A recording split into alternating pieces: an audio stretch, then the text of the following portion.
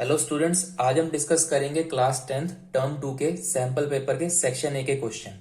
Question number 1 है find the value of A25 minus A15, मतलब 25th term minus 15 term for the AP हमें given है 6, 9, 12, 15 and so on.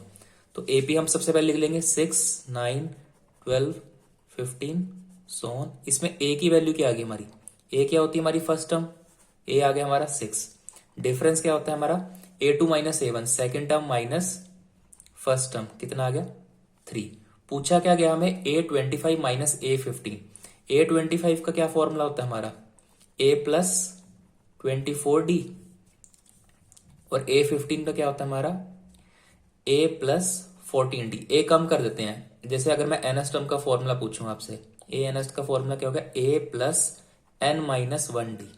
यहाँ पे हमारा n था n माइनस 1, अगर यहाँ पे 25 है तो a प्लस 24D, यहाँ 15 है तो a प्लस 14D।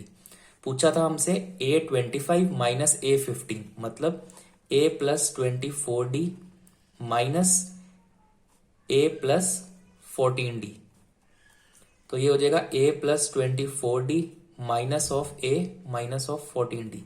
a से a cancel, 24D minus 14D is 10D। Difference कितना था हमारा, डिफरेंस था हमारा 3, तो 10 इंटू 3 इज 30। ये हमारा आंसर हो गया। A25 माइनस A15 इज 30, ये हमारा आंसर हो गया। अब फर्स्ट क्वेश्चन में क्या दे रखी है, हमें चॉइस दे रखी है, या ये क्वेश्चन करना है या फिर ये वाला देख लेते हैं। If 7 times the 7 term of the AP is equal to 5 times the 5th term, then find the value of 12th term. कहते हैं 7 टाइम्स द 7 टर्म, मतलब 7 into A7 is equal to 5 multiply by A5, ठीक है।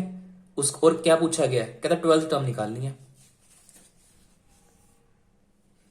7 times the 7th term मतलब 7 into A7, 7 times the 7 term is equal to 5 times the 5th term, ठीक है। और पूछा क्या गया हमें 12th टर्म, मतलब A12 निकालनी है, ठीक है। A7 का क्या मतलब है 7 into A plus 6D is equal to 5 into A plus 4D। इसको सॉल्व कर लो, ये क्या 7A 42D is equal to 5A plus 20D। इसको उधर ले जाओ लेफ्ट हैंड साइड पे, 7A minus 5A plus 42D minus 20D is equal to 0। 7A minus 5A is 2A, 42 minus 20 कितना आ गया 22D is equal to 0। 2 common ले लो इसमें से, A plus 11D is equal to 0। ये 2 उधर जाके क्या बन जाएगा 0 ही डिवाइड होगा ना, A plus 11D is equal to 0। अब हमने क्या निकालना था A12। अगर मैं A12 को फॉर्मूला पुट करूँ तो क्या बनता है A प्लस 11D ही तो बनता है। तो 12th टर्म हमारी किसके इक्वल आ गई 0 के, ये हो गया हमारा आंसर। यही पूछा था 12th टर्म, यहाँ हमने ऑलरेडी फाइंड आउट करी A प्लस 11D। A12 होते यही है A प्लस 11D, ठीक है। नेक्स्ट क्वेश्चन देखते हैं। क्वेश्चन नंबर 2 है find the value of m so that the quadratic equation mx into 5x minus 6 plus 9 equal to 0 has 2 equal roots. हमने m की वैल्यू निकालनी है। देखो सबसे पहले तो आपको यह पता होना चाहिए कि इक्वल रूट्स होते कब है, जब हमारा डिस्क्रिमिनेंट कब होता है 0 के इक्वल होता है। डिस्क्रिमिनेंट का फॉर्मूला क्या होता है हमारा b² minus 4ac is equal to 0। b क्या होता है हमारा कॉफिशिएंट ऑफ x, a क्या होता है हमारा कॉफिशिएंट ऑफ x², और c होता है हमारा कांस्टेंट टर्म। क्वाड्रेटिक इक्वेशन हमें क्या दे रखी है mx into 5x minus 6 plus 9 is equal to 0। इसको हम सॉल्व कर लेंगे, मल्टीप्लाई कर दो 5mx² minus 6mx plus 9 is equal to 0। अब स्टैंडर्ड फॉर्म क्या होते हैं हमारी क्वाड्रेटिक इक्वेशन की ax² plus bx plus c is equal to 0।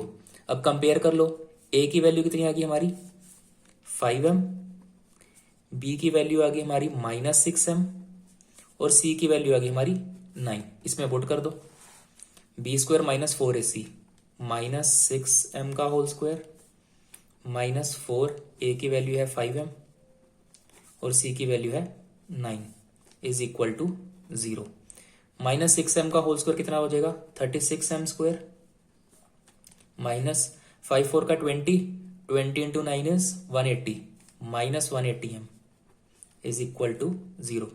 अब इसमें क्या कॉमन आ रहा है, 36 एम कॉमन आ रहा है, ये हो जाएगा m माइनस 36 5 का 180 इज इक्वल टू 0।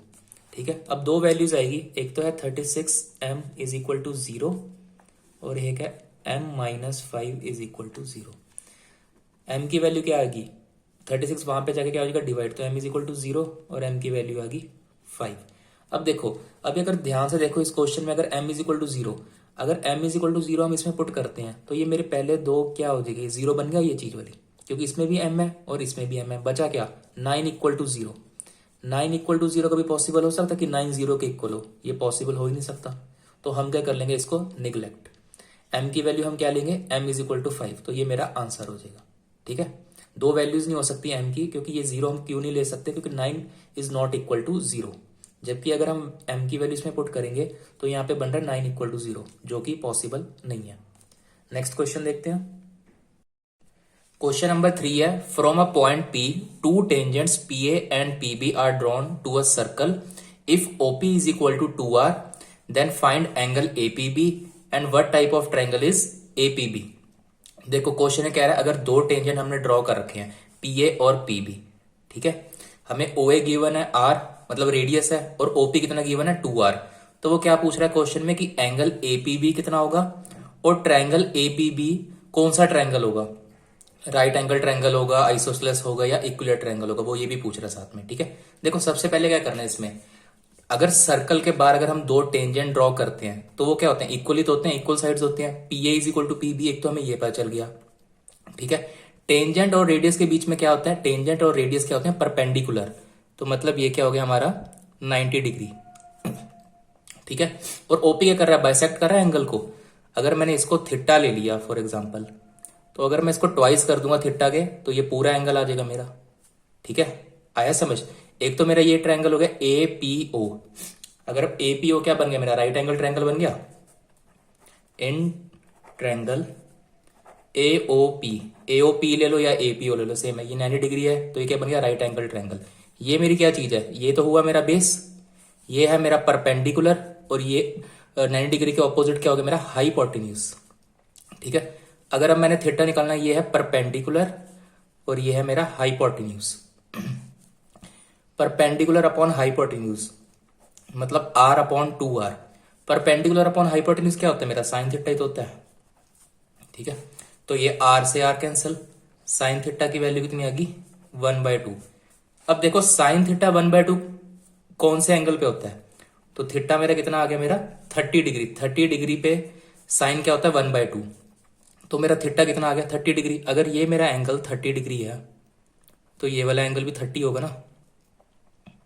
ठीक है, ये 30 है तो ये भी 30 होगा, तो एंगल APB कितना हो गया मेरा, angle APB is equal to 30 plus 30 60 degree. एक पार्ट तो हमने सॉल्व कर लिया, वो पूछ रहा था एंगल APB फाइंड आउट करो, वो हमने कर लिया। अब कह रहा है कि कौन ये ट्रायंगल जो है APB वो कौन से टाइप का है, what type of triangle is APB, वो भी फाइंड आउट करते हैं। अब मुझे ये पता है कि मेरा PA is equal to PB है, ये वाली साइड और ये वाली साइड मेरी क्या है इक्वल, तो जो इसके ऑपोजिट एंगल बनेगा, ये वाला एंगल, ये वाला एंगल और ये वाला एंगल, इस साइड के ऑपोजिट एंगल कौन सा बन रहा है, ये वाला तो बन रहा है एंगल PAB, और इसके साइड के ऑपोजिट क्या बन रहा है एंगल ABP, ये वाला एंगल, ये भी क्या होंगे इक्वल। ये आपको प्रॉपर्टी पता ही है, angle opposite to equal sides are equal, तो PA के ऑपोजिट क्या बन रहा है एंगल हमारा ABP, और PB के ऑपोजिट बन रहा है हमारा PAB। ठीक है, अगर मैं इसको लेट कर लूं X, एंगल PAB, अगर मैं PAB को मैं X लेट कर लूं, ये वाले एंगल को मैंने X लेट कर लिया, तो ये भी X ही तो होगा, और एंगल सम क्या होता है 180। In triangle APB angle P कितना था हमारा 60 डिग्री, तो मैं लिख देता हूं सीधा यहाँ पे 60 डिग्री प्लस इस वाले एंगल को मैंने लेट कर लिया X, तो ये वाला एंगल भी तो मेरा X ही होगा, दोनों इक्वल ही तो है, X is equal to X। ठीक है, 60 प्लस एक्स किसके इक्वल होगा हमारा 180 एंगल सम। तो ये हो गया 2x is equal to 180 minus 60, तो 2x इज इक्वल टू 120। तो x की वैल्यू कितनी आएगी 60। मतलब ये वाला एंगल भी हमारा क्या हुआ 60, ये वाला एंगल भी हुआ 60 और ये ऑलरेडी था हमारा 60। तो जब सारे एंगल क्या है हमारे इक्वल, तो ये क्या बन गया, ये बन गया हमारा इक्विलेटरल ट्रायंगल। तो हम लिख सकते हैं कि एपी भी हमारा क्या ट्रायंगल है, इक्विलेटरल ट्रायंगल है। ठीक है, नेक्स्ट क्वेश्चन देखते हैं। क्वेश्चन नंबर 4 है the curved surface area of right circular cone is 12,320 centimetre square. If the radius of its base is 56 centimetre then find its height. अब हमें CSA ऑफ कोन दे रखा है कितना 12320 और हमें क्या दे रखा है रेडियस दे रखा है 56 सेंटीमीटर और पूछा क्या गया है हाइट फाइंड आउट करनी है।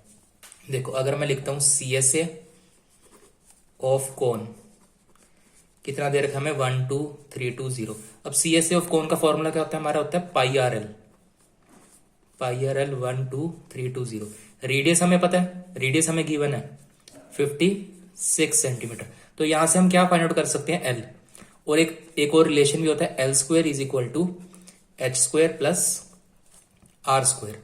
यहां से अगर एच स्क्वायर की वैल्यू निकालू तो क्या बनेगी l square minus r square बन जाएगी, और h is equal to under root of l square minus r square. यहां से हम क्या करेंगे एल फाइंड आउट कर लेंगे, एल यहाँ पे पुट कर दो, आर हमें ऑलरेडी पता है यहाँ पे पुट कर लो, एच की वैल्यू निकल जाएगी। पाई की वैल्यू होगी 22/7, रेडियस था हमारा 56, एल हमने फाइंड आउट करना है तो एल ही रहेगा वो 7 1 का 7 8 का, तो l is equal to 12320 upon 22 into 8। अब 11 के टेबल से काट दो, 11 2 का 11 1 का 13 रह गया, 11 1 का 22, 11 2 का और एक 0, 2 1 का ये हो जाएगा 2 5 का 10, 12 6 0, 8 1 का 8 7 का 0। तो L की वैल्यू कितनी आ गई हमारी 70 सेंटीमीटर। ठीक है, अब इसमें पुट कर दो H is equal to under root of L square minus r square. L की वैल्यू थी 70 का स्क्वायर, R था हमारा 56 का स्क्वायर, 70 का स्क्वायर हो गया हमारा 4900 और 56 का स्क्वायर हो गया हमारा 3136। सब्ट्रैक्ट कर लो इसको, यह आ जाएगा 1764 और वो होता है किसका 42 का स्क्वायर होता है 1764। तो हाइट कितनी आ गई हमारी 42 सेंटीमीटर। ठीक है, नेक्स्ट क्वेश्चन देखते हैं। क्वेश्चन नंबर 5 है Mrs Garg recorded the marks obtained by her students in the following table. She calculated the modal marks of the student of the class as 45। While printing the data, a blank was left. Find the missing frequency in the table given below. अब देखो इसमें हमें क्या given है, हमें mod given है कितना 45 और कहता है कि एक ना प्रिंटिंग करते हुए एक क्या था डाटा लेफ्ट रह गया था, मतलब ये वाली फ्रीक्वेंसी, इसको हमने फाइंड आउट करना है। तो हमें क्या गिवन है, सबसे पहले एक तो मॉड गिवन है कितना 45। अब देखो ये 45 किस में आ रहा है, इसकी मॉडल क्लास क्या बन जाएगी 40 और 60 के बीच में आ रहा है ना, तो हमें मॉडल क्लास पता चल गई वो है 40 to 60। अब इसके 40 to 60 मॉडल क्लास है, लोअर लिमिट कितनी है इसकी 40, तो L कितना आ गया हमारा 40। अगर L हमारा आ गया 40, F1 कितना आ गया, F1 हमारा F ही होगा, F1 हो गया हमारा F। ठीक है, फ्रीक्वेंसी हो गया F1 हो गया हमारा F। F नोट क्या हो गया, इससे पहले वाली टर्म ये हो गया हमारा F नोट। ठीक है, और ये हो गया हमारा F2। ठीक है, F नोट हो गया हमारा 10, F2 हो गया हमारा 6। अब हमने क्या करना है H क्या होती है हमारी क्लास इंटरवल, वो कितनी होगी 0 20 के बीच में क्या है 20 तो आएगा। ठीक है, अब क्या करना है सिंपली मॉड का फॉर्मूला, मॉड का फॉर्मूला क्या होता है mode is equal to L plus F1 minus F naught upon 2F1 minus F naught minus F2 into H। सब चीज गिवन है हमें, F1 किसके इक्वल है F के, यहां से हमारा F निकल जाएगा, मॉड हमें गिवन है 45, वैल्यू पुट कर दो बस 45 इज इक्वल टू L कितना था 40 प्लस F1 की जगह पे क्या लिखेंगे FE माइनस F0 था हमारा 10 2F1 F1 था हमारा F ही रहेगा 2F माइनस F0 था हमारा 10 F2 था हमारा 6 इंटू H था हमारा 20। ठीक है, अब इसको सॉल्व कर लेते हैं। ये 40 चला जाएगा लेफ्ट हैंड साइड पे, 45 minus 40 is equal to F minus 10 2F minus कितना हो जाएगा 16 इंटू 20, ये हो गया हमारा 5 F minus 10 upon 2F minus 16 into 20। ये 5 उधर जाके क्या हो जाएगा डिवाइड हो जाएगा, तो मैं इसको कैंसिल कर दूं सीधा 5 4 का। अब 2F1 माइनस 16 यहाँ पे क्या बचा 1, क्रॉस मल्टीप्लाई कर दो 2F minus 16 is equal to 4, इससे मल्टीप्लाई हो जाएगा न्यूमिरेटर में, तो बन जाएगा हमारा 4F माइनस 40।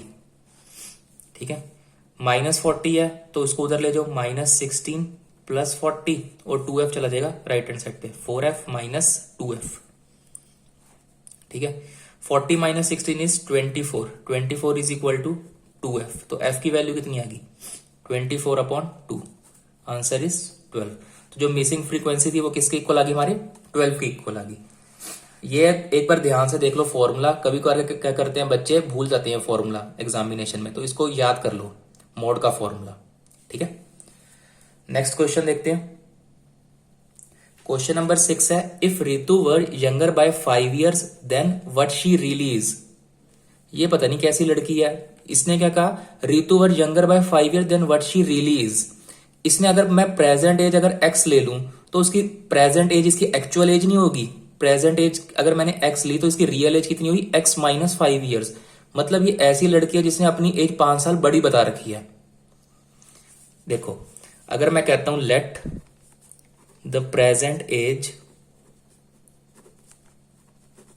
ऑफ रितु कितनी है x years, ये इसकी एक्चुअल एज नहीं है, रियल एज कितनी है, रियल एज होगी x माइनस 5 years। ठीक है, इसने ये ऐसी लड़की है जिसने अपनी एज 5 साल बड़ी बता रखी है, जो कि वैसे पॉसिबल नहीं हो सकती रियल लाइफ में।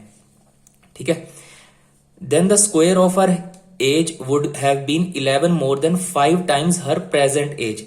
स्क्वायर ऑफ हर एज मतलब रियल एज, इसका स्क्वायर कर दो x माइनस 5 का होल स्क्वायर। ठीक है, is equal to 11 more than 5 times her present age. Present age कितनी थी x, तो इसका 5 टाइम्स कर दो, 5 इंटू एक्स क्या हो गया प्रेजेंट एज, और 11 मोर देन 5x प्लस 11।